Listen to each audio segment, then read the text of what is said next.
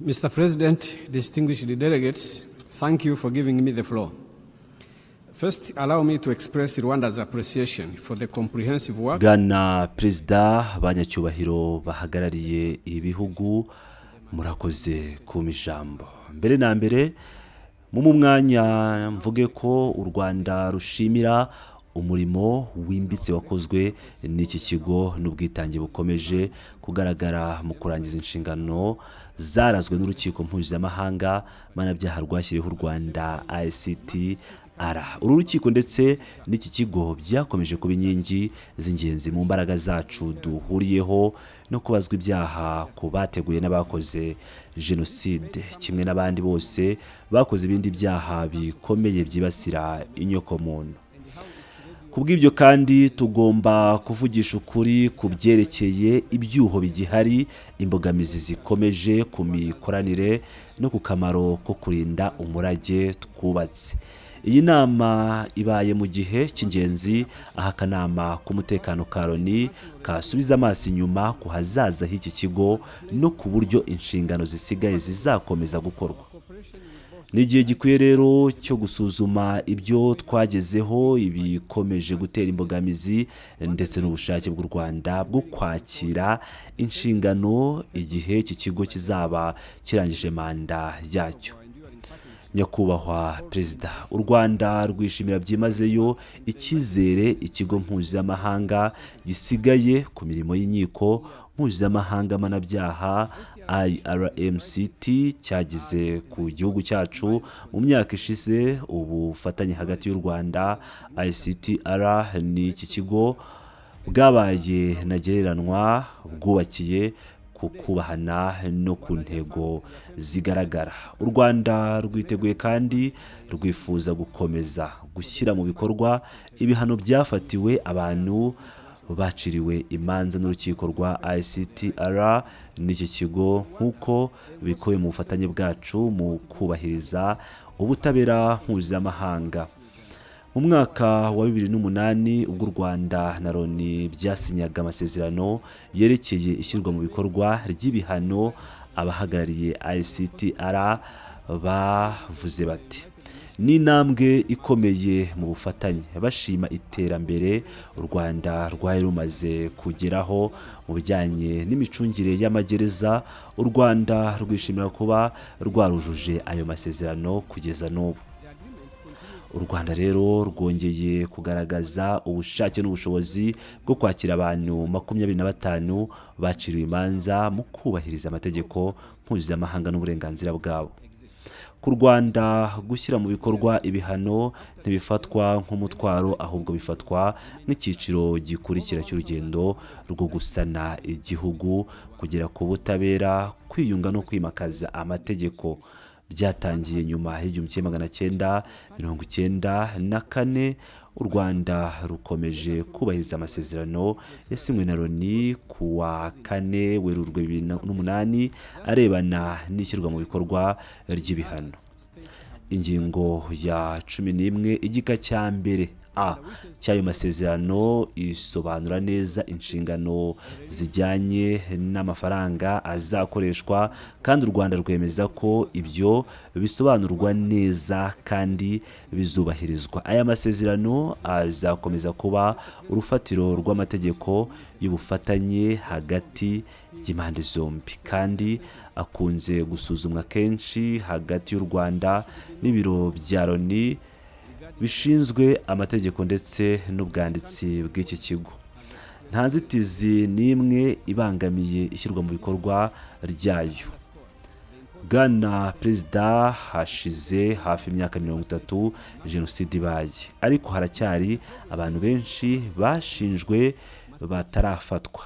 U Rwanda rwohereje impapuro zirenga 1400 mu bihugu bitandukanye rusaba ko bafatwa cyangwa bacirwa imanza. U Rwanda rwakomeje kugaragaza ko hari ibihugu bidakorana neza, bikanga gufata cyangwa kohereza abashinjwa cyangwa se ntibabacire imanza nubwo ibisabwa byoherejwe mu buryo bwemewe. hari aho ubutabera bwatinze imyaka myinshi, ahandi hakaba n'ibihugu bitigeze bigira icyo bikora. U Rwanda kandi rwifuza kuvuga ku kibazo cy'abantu 6 bagizwe abere cyangwa barangije ibihano bakaba barimuriwe muri Niger. Nk'uko bigaragara muri raporo, abo bantu nta bigenga kandi u Rwanda rwatangaje ko rwiteguye kubakira. Ibi bigomba gufasha gushyiraho uburyo burambye bwo gucunga abakatiwe bagikomeje ibihano n'abarangije ibihano byabo, kugira ngo hatabaho urujijo ku rwego rw'amategeko cyangwa ku gihugu kibakira igihe igihugu cyabo cyiteguye kubakira. Mu buryo rusange, u Rwanda rwibutsa akamaro k'imikoranire ihoraho hagati y'iki kigo, ibihugu bigize Loni n'inzego z'igihugu. Ibyo twagezeho mu myaka 30 ishize ntibikwiye gusibangana, ahubwo bikwiye gusigasirwa n'ubufatanye bukomeza. Twongera gusaba ibiro by'umushinjacyaha n'inzego za Loni birebwa gukomeza gufasha mu kubaka ubushobozi n'ubumenyi mu rwego rw'amategeko y'igihugu, kugira ngo ubunararibonye bwakomotse kuri ICTR n'iki kigo bukomeze guteza imbere ubushobozi bwo kurwanya Jenoside n'ibyaha byibasiye inyokomuntu. Bwana Perezida, u Rwanda rwihanangirije ibikorwa bigenda byiyongera byo guhakana, guhindura no gupfobya Jenoside. Ibyo bikorwa byongera kubabaza abarokotse, bikadindiza ubumwe n'ubwiyunge, ndetse bigamije gusibanganya ukuri kwashyizwe ahagaragara n'ubutabera mpuzamahanga.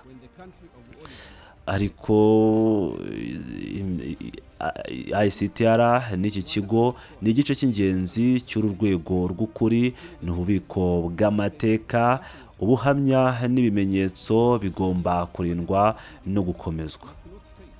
Kubera akamaro kazo mu kurwanya ipfobya n'ihakana rya Jenoside, u Rwanda rwamenyesheje umunyamabanga mukuru wa Loni ko rwiteguye kwakira no kurinda izo archive. Dushingiye ku bunararibonye dufite mu kubika no kurinda na archive, izo archive dushingiye ku bunararibonye dufite mu kubika no kurinda inyandiko za gacaca n'izindi zerekeye Jenoside, u Rwanda rufite ubushobozi bwo kuzirinda, kuzigaragariza rubanda no kuzigira ibikoresho by'uburezi ku hazaza.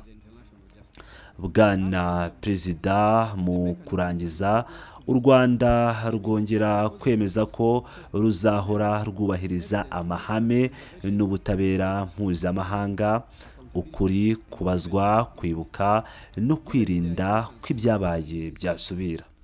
Dusaba ko iyi nama n'ibihugu byose kongera imbaraga mu gufata abahunze ubutabera, gukurikirana cyangwa gucira imanza abashinjwa, gufasha mu bukangurambaga no gutuma archive ziboneka, ndetse no gukomeza gusigasira ubunararibonye bwakomotse kuri ICTR n'iki kigo binyuze mu nkiko z'igihugu n'izo mu karere. Kureka ubutabera byazana umuraba w'ubudahangarwa ku nzego twubatse mu kurwanya ubwo burangare. Nk'uko iki kigo kigiye kurangiza manda yacyo, u Rwanda rwiteguye kwakira inshingano zose zizafasha gukomeza umurimo warwo no gusigasira umurage warwo, harimo kwakira abantu baciriwe imanza na ICTR n'iki kigo, ndetse no kuba umurinzi w'inyandiko n'ibimenyetso byayo. U Rwanda rwifuza gukomeza gufasha mu gusigasira iby'ubutabera mpuzamahanga bwagezeho, kugira ngo kuri agaciro n'ubutabera bikomeze kuba ishingiro ry'ubufatanye n'ubwiyunge bwacu. tubisabye akanama k'umutekano ka Loni n'ibihugu bigize Loni byose gushyigikira ubushake bw'u Rwanda bwo kwakira inshingano zisigaye z'iki kigo kubera aho u Rwanda ruherereye ndetse n'ubunararibonye rufite mu mikorere y'uru rukiko rufite umwanya wihariye wo kurinda no gusigasira ibyo rwagezeho ku nyungu z'ibihe bizaza. Madamu Mucamanza, turabashimira cyane ku mibare n'akazi mwakoze, murakoze ku bw'icyo mwitayeho. Ngira ngo rero muramwiyumviye Martin Ngoga ubwo yarari kuvuga ku bijyanye na ICTR, aho yagarukaga ku bijyanye n'izo manza zishobora guhita zimurirwa mu Rwanda, ubundi akanavuga ku bihugu bitigeze bikurikirana cyangwa ngo bite muri yombi abakoze Jenoside bakomeje kugenda bihishahisha muri ibyo bihugu. Ngira ngo murabyumviye rero bakunzi ba Pilot News TV, ndabashimiye cyane, mukomeze mubane natwe mukanda subscribe.